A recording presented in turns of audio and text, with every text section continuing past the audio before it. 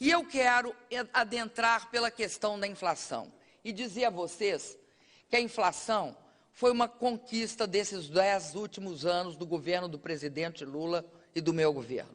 Um país vira uma grande nação, porque uma coisa é um grande país, outra coisa é uma grande nação. Uma grande nação é grande porque sua população é grande. E nós temos a confluência de várias, múltiplas correntes, múltiplos fluxos do que é o desenvolvimento do país. Transmito à senhora Graça Machel, aos seus familiares, ao presidente Zuma e a todos os sul-americanos, sul-africanos, nosso profundo sentimento de dor e de pesar. Ontem eu disse para o presidente Obama que era claro que ele sabia que depois que a pasta de dente sai do dentifrício, ela dificilmente volta para dentro do dentifrício. Então, o que a gente tinha de levar isso em conta. E ele me respondeu, que ele faria todo o esforço político para que essa pasta de dente, pelo menos, não ficasse solta por aí e voltasse uma parte para dentro do dentifrício. Muitas vezes acontece isso comigo, que eu abro um jornal e pergunto o seguinte: será que eu falei alguma coisa dormindo?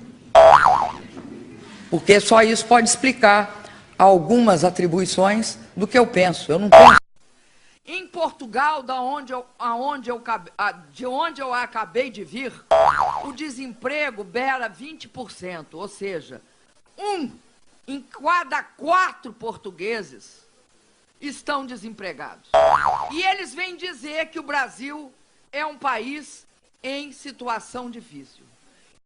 Sempre acendeu todas as esperanças que nós temos ao ver a possibilidade de um empreendimento não usual, não comum, revolucionário. Porque conviver com o aeromóvel ali em frente do Parobé e sabendo que se tratava de uma tecnologia diferenciada, despertou ao longo desse tempo um certo parentesco, eu acho, entre os moradores de Porto Alegre e o aeromóvel. O aeromóvel é um pouco de cada um de nós e ele tem aquela familiaridade que as coisas com as quais você convive durante muito tempo despertam numa pessoa. Então, no passado, nós tivemos um momento durante a Guerra Fria que havia bipolaridade. Depois houve aquele momento em que o pensamento único e uma proposta de unipolaridade parecia ter se adonado do mundo. Nós agora vivemos numa outra circunstância histórica e que é muito importante que a gente entenda, que é o multilateralismo. No multilateralismo, você constrói consensos históricos. O que é consenso histórico? É o consenso possível num determinado momento histórico. O consenso possível é um ponto de partida, não é um ponto de chegada. Se hoje é possível ter este consenso, é porque as nações evoluíram até ali. Isso não significa que, a partir dali, os países não podem ter suas próprias políticas. E dizer do meu imenso prazer de estar aqui, mais uma vez, no Ceará. O Nordeste e a seca são um problema. Jamais houve uma atitude correta em relação a essa situação. Ao longo dos anos, sobre essa situação que é a questão da existência de um fenômeno climático nessa região do país. E de um lado é um desafio e de outro é um direito do cidadão que aqui veio, aqui povoou e aqui não só fez tudo isso, mas inaugurou o Brasil. Não vamos esquecer aonde o Brasil começou. Bom, livros, né? Eu estou lendo um livro que está me fugindo. Eu tentei falar um pouco sobre a novela para ver se eu lembrava o nome do livro e não lembro, do Sandor Márai. O livro chama Brasas. Isso mesmo, As Brasas. É talvez uma das... Assim, me impactou muito. Eu concluí ele ontem à noite, rapidinho, porque eu consigo ler no domingo. Chegou aqui uma mensagem da Lara Salles, da Paraíba, de 16 anos. Ela está preocupada com o desmatamento da Amazônia. Todos nós, né, Faz ministra? muito bem, viu? É uma coisa muito boa, viu, Lara?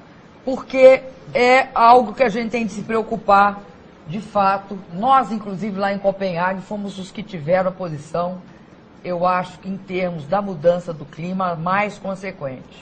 O meio ambiente é, sem dúvida nenhuma, uma ameaça ao desenvolvimento sustentável. E isso significa que é uma ameaça para o futuro do nosso planeta e dos nossos países.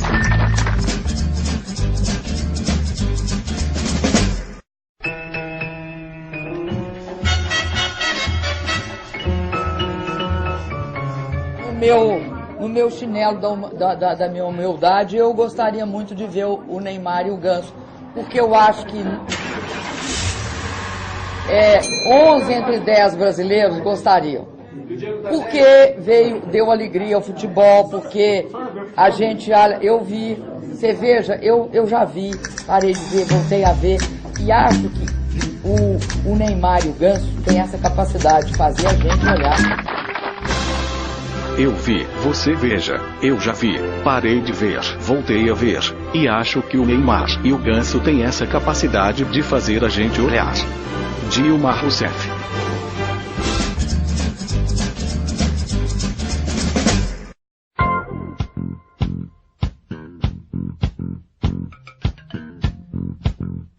A única área que eu acho que ela vai exigir muita atenção nossa, e aí eu já aventei a hipótese de até criar um ministério, é na área. Que letra D de dado? Eu diria assim, como uma espécie de analogia com o que acontece na área agrícola. A única área que eu acho que vai exigir muita atenção nossa, e aí, eu já aventei a hipótese de até criar um ministério, é na área D. Na área, eu diria assim, como uma espécie de analogia com o que acontece na área agrícola. Dilma Rousseff.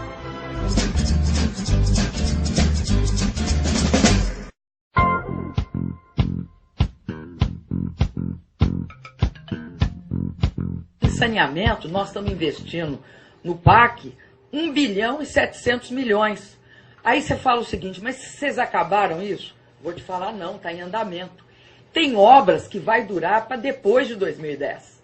Agora, por isso, nós já não desenhamos, não começamos a fazer projetos do que nós já podemos fazer 11, 12, 13, 14, por que não?